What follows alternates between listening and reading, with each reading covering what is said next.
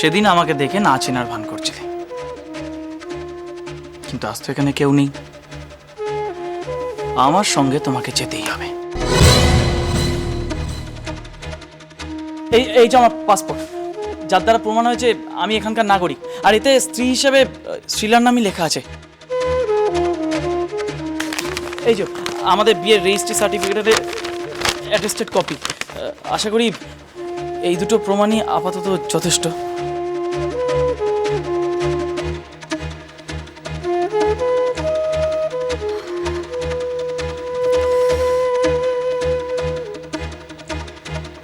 কিভাবে আর কতদিন চলবে এইভাবে?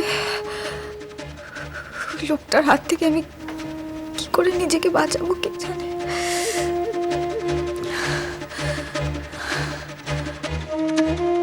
তুমি এবারের অনেক উপকার করেছো, এবারের সম্মান ফিরিয়ে দিয়েছো, নীরুর প্রাণ বাঁচিয়েছো। জানি না এসব কাকতালীয় কিনা, কিন্তু তবু আমার মনে খটকা লাগছে। তুমি প্রতীকের ব্যাপারে ঠিক বলছো না, কোথায় যেন লুকোচ্ছ। ঠাম্মাও আমাকে ভুল বুঝছে।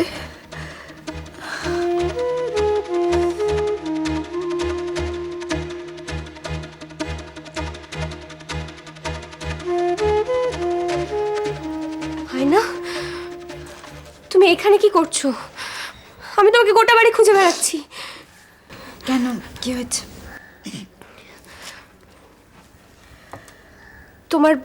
তোমার কিন্তু আর এভাবে চুপ করে বসে থাকতে চলবে না।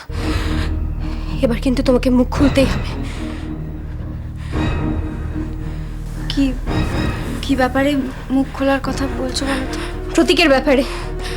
হ্যাঁ, প্রতীকের ব্যাপারে তুমি যা জানো সকলের সামনে সেই সত্যি কথাটা তুমি এক্ষুনি বলবে, এক্ষুনি। তুমি বুঝতে পারছো আমি কি বলছি? আমি বলেছি তো, আমি আমি ওই লোকটাকে চিনি না। আর কি বলবো? আমি জানি, কিন্তু তুমি আমার কথাটা বুঝতে চাইছো না কেন? প্রতীক সমস্ত মালপত্র নিয়ে এই বাড়িতে চলে এসেছে এখানে থাকবে বলে। বুঝতে পারছো? হ্যাঁ, প্লিজ আয়না, এখন আর চুপ করে বসে থাকলে হবে না। এক্ষুনি বলতে হবে, নইলে কিন্তু একটা বিশাল অন্যায় হয়ে যাবে। কিচ্ছু বুঝতে পারছি না আমি কি করব। ওই লোকটা এই বাড়িতে থাকবে? কেন থাকবে? তার মানে ও যে কোনো ভাবেই হোক প্রমাণ করে দেবে যে আমি শিলা। এটা কিন্তু সত্যি নয় রুমি, এই ঘটনাটা একদম সত্যি নয়, মিথ্যে। আমি জানি তো আয়না, আমি সেটা বুঝতে পারছি, কিন্তু যে কথাটা তুমি এক্ষুনি আমায় বললে সেই কথাটা এক্ষুনি সকলের সামনে জোর গলায় বলো না প্লিজ। জোর গলায় সকলের সামনে এই কথাটা বলো যে তুমি লোকটাকে চেনো না, লোকটাকে তুমি অস্বীকার করো। তুমি এক্ষুনি করো, নইলে কিন্তু বিশাল বিপদ আসছে। না, আমি ওই লোকটার সামনে যাব না। ওর ওর ওর চোখের দিকে তাকালে আমার ভীষণ ভয় করে রুমি। আমি এই বাড়িতে ওকে থাকতে দিচ্ছে কে? বাবা তো নেই, তাহলে? বিশাখা।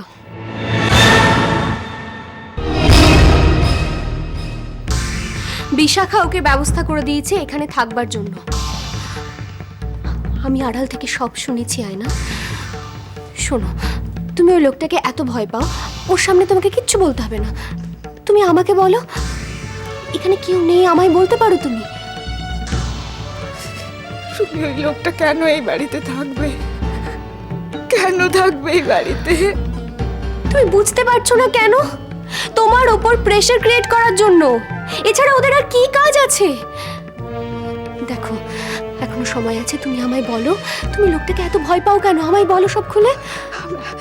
আমি জানি না, আমি কিচ্ছু জানি না। তুমি জানো না? তুমি শিওর তুমি কিছু জানো না? চলো আমার সঙ্গে। না না রুমি, আমি ওই লোকটার সামনে যেতে পারবো না রুমি, প্লিজ। হয় না, তুমি অন্যায়ের প্রতিবাদ না করে এখানে মুখ লুকিয়ে বসে আছো। আমি আর দেখতে পাচ্ছি না।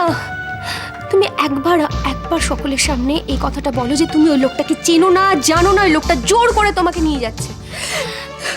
তোমাকে আমি প্রমিস করছি, তোমাকে আমি কোথাও নিয়ে যেতে দেবো না। ওই লোকটা কি করে এখানে থাকে সেটা আমি দেখছি। না রুমি, আমি আমি পারবো না। আমি ওই লোকটাকে দেখলে আমার ভয় করে, আমি ওর সামনে যাব না, আমি যেতে পারবো না। তোমাকে পারতেই হবে। চলো রুমি, রুমি প্লিজ। না, তোমাকে পারতেই হবে, সকলকে বলতেই হবে যে তুমি ওই লোকটাকে চেনো না। চলো রুমি প্লিজ। না রুমি, আমি এসো এসো। না রুমি প্লিজ, এদিকে এসো। বলো ওদেরকে, বলো। আমি তোমাকে এতক্ষণ কি বোঝালাম আয়না, বলো। তুমি কেন আমায় জোর করছো রুমি? জোর করছি মানে? তোমাকে এক্ষুনি সত্যি কথাটা বলতে হবে। বলতে হবে যে এই লোকটাকে তুমি চেনো না, এই লোকটা পুরো অজানা অপরিচিত একটা লোক। আচ্ছা, আয়নার সত্যি কথাটা তাহলে তুমি জানো, কি বলো? না, আমি জানি না। তবে এখন এই মুহূর্তে আয়না যে কথাটা বলবে সেটা তোমাদের শোনার সঙ্গে সঙ্গে আমিও শুনবো এবং আমিও জেনে যাব। Very simple. আয়নার বলার তো দরকার নেই, আমিই তো বলে দিতে পারি। বলে তোমাকে কে কথা বলতে বলেছে মাঝখানে? একটু চুপ করে বসো না। আয়না, কথা আমাকে বলতে হবে রুমি, তার কারণ হচ্ছে তুমি হয়তো জানো না যে এর মধ্যে অনেক প্রমাণ উনি দিয়েছেন, যেটা থেকে আমরা বুঝতে পারি যে ওরা স্বামী স্ত্রী। কিন্তু আয়না সেটা স্বীকার করছে না, যে কোনো কারণেই হোক।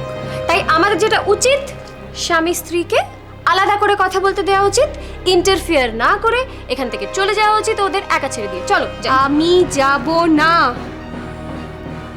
আয়না এখনো স্বীকার করেনি যে এই লোকটাই হচ্ছে আয়নার স্বামী। তুমি কেন মাঝখান থেকে এত জোর করছো আমি ভেবে পাচ্ছি না। আমি আয়নাকে ছেড়ে কোথাও যাবো না, ব্যাস। বেশ, আপনার যদি সন্দেহ থাকে তাহলে আপনি থাকতে পারেন, কিন্তু তার আগে শ্রীলার সঙ্গে আমার একটু একা কথা বলা দরকার। শ্রীলা, একটু এদিকে আসবে প্লিজ? হ্যাঁ প্লিজ যাও, যাও যাও না, আমরা আছি, ভয় পেও না। যাও যাও যাও যাও, কথা বলে নাও। আর তুমি যে কেন বোকার মতো জোর করে যাচ্ছ আমি বুঝতে পারছি না। আমাদের ওদেরকে একা ছেড়ে দেওয়া উচিত, ওরা স্বামী স্ত্রী, ওদের প্রিভেসি নষ্ট না করে আমাদের এখান থেকে চলে যাওয়া উচিত। চলো।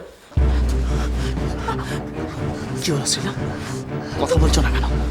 তুমি তো বোবা নও, তুমি বাড়ির সবার সাথে কথা বলো, অথচ আমার সাথে বলছো না কেন? আমার হাতে লাগছে। আমি কিন্তু তোমার হাত ছাড়তে আসিনি, আমি তোমাকে এখান থেকে নিয়ে যেতে এসেছি। এটা ঠিক হচ্ছে না। এই লোকটা ফ্রড। আয়নাকে কোনোভাবে ব্ল্যাকমেল করার চেষ্টা করছে, আমার মনে হচ্ছে সেটা। হাতে লাগছে। হাত ছাড়লাম মানে ভেবো না হাল ছাড়লাম। এখনো ভালো কথাই বলছি, ফিরে চলো, না হলে তুমি কিন্তু আমার অন্য রূপটা জানো। শ্রীলা, তোমার সুখ দুঃখ হাসি কান্না মন এমনকি শরীরটাও কিন্তু আমার। তাই ভালোভাবে বলছি, চলো।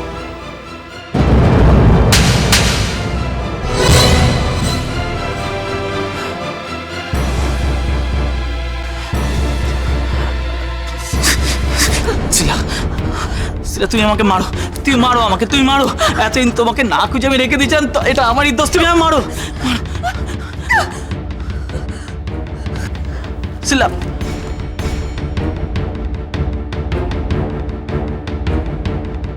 বাবারে, প্রেম একেবারে জমে ক্ষীর, আর পারছি না সিরিয়াসলি। প্রতীকবাবু ভালোই করেন নাটকটা, আজকে দেখে বুঝলাম। বিশাখা আন্টি, দয়া করে এবার থেকে আর আমাকে কিচ্ছু বোঝাতে এসো না, হ্যাঁ?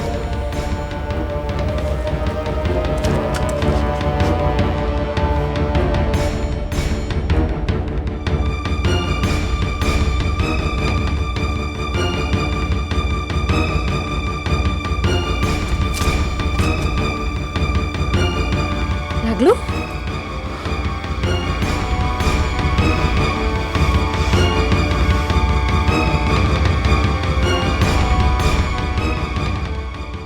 এত বড় সুযোগ হাতছাড়া করা যায় না। আমি অনেক দিন ধরে এই সুযোগের জন্য অপেক্ষা করছিলাম।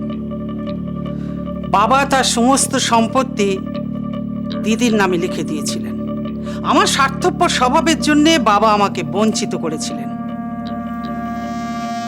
কিন্তু দিদিকে সমস্ত সম্পত্তি লিখে দেবে এটা তো মেনে নেওয়া যায় না।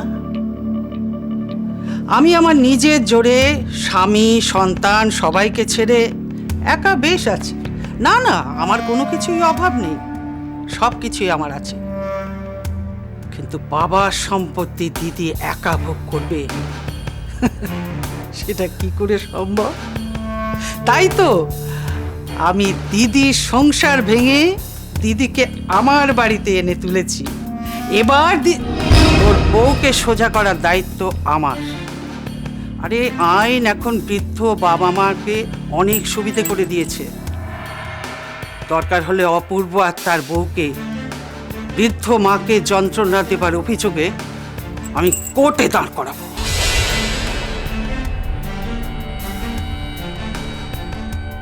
দিদি এবার আমার কবজায় এসে গেছে। এবার দরকার শুধু ওই অপূর্বকে একা করা।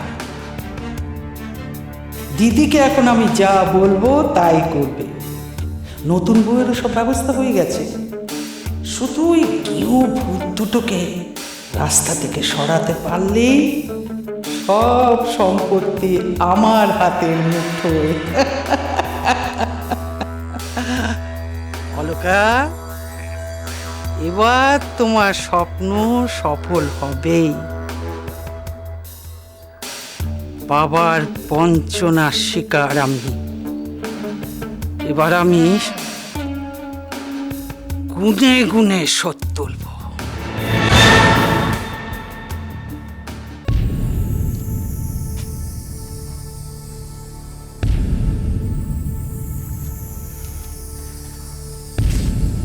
শতরূপা,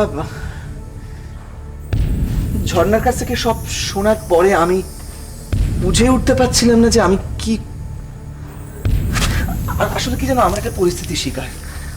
আমরা দুজনেই অন্যের কথা শুনে একে অপরকে ভুল বুঝেছি। মানে না না, আমি কিন্তু অন্যের কথা শুনে তোমাকে ভুল বুঝিনি বা তোমাকে সন্দেহ করিনি। আমি তো চেয়েছিলাম তোমার সাথে কথা বলতে, ভুল বোঝাবুঝি মিটিয়ে ফেলতে, কিন্তু তোমার মনে যে সন্দেহের পাহাড়, সেটা ডিঙিয়ে আমি তোমার কাছে পৌঁছতে পারিনি। আমার কিছু বলার নেই। আমি আমি আমি আমি কি বলতে পারি? আমি সরি। ইচ্ছা দেখো, আমি যে আজকে তোমার কাছে ছুটে এসেছি, আমার মনে কিন্তু কোনো দ্বিধা নেই, কোনো হেজিটেশন নেই। আমি খোলা মনে এসেছি, অ্যাবসলিউটলি। কি জানো অপূর্ব, ভালোবাসার একটা নিজস্ব ছন্দ আছে, একটা নিজস্ব গতি। আমি জানি না তুমি এটা বুঝতে পারো কিনা বা আদৌ বিশ্বাস করো কিনা। আমি বুঝতে পারি ভালোবাসার রূপ, রস, গন্ধ আমি বুঝতে পারি। হ্যাঁ, তুমি আজ খোলা মনে আমার কাছে এসছো, কিন্তু একবারও তো ভাবছো না যে আমি প্রস্তুত কিনা তোমার কাছে ফিরে যাওয়ার জন্য। আমার আত্মবিশ্বাস, আমার রুচি, আমার অভিমান, আমার ব্যক্তিত্ব, এইগুলো কিন্তু তোমার সন্দেহ বা সন্দেহ না করার সাথে জড়িয়ে নেই। আমি মানে ধরো, যদি তোমার বাড়িতে আমি ফিরে যাই, সেটা তো ভালোবাসা নিয়ে ফেরা হবে না, সেটা একটা চুক্তি করে ফেরা হবে। শতরূপা, তোমার আগের কথার মধ্যে তোমার উত্তরটা রয়েছে। তুমি তো একটু আগে বললে যে তুমি আমাকে কখনো অবিশ্বাস করনি, সন্দেহ করনি। তাহলে সময় লাগবে কেন ফিরে যেতে? তোমার সব কথা মেনে নিয়েই আমি বলছি, ওই বাড়িতে আমার পক্ষে ফেরা সম্ভব নয়। শতরূপা, আচ্ছা বেশ, কেন কেন কেন সম্ভব নয় বলো? কেন সম্ভব নয়?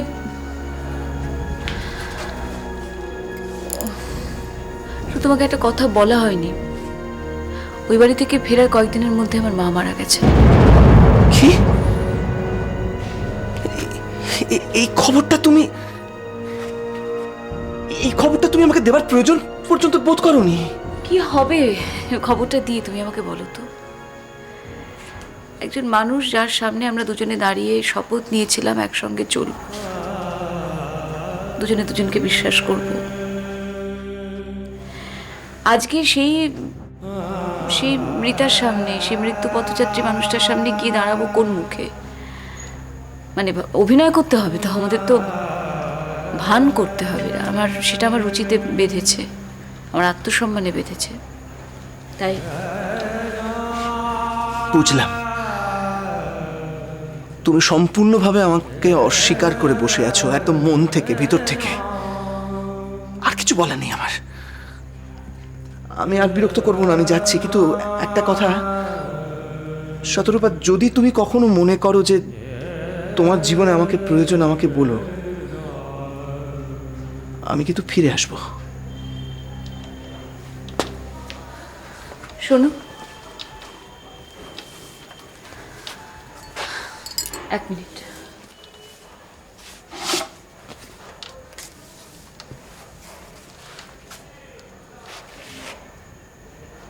এটা কি? মিউচুয়াল কনসেন্টে ডিভোর্স পেপার। শতরূপা, আমার সইটা হয়ে গেছে, তোমার সই।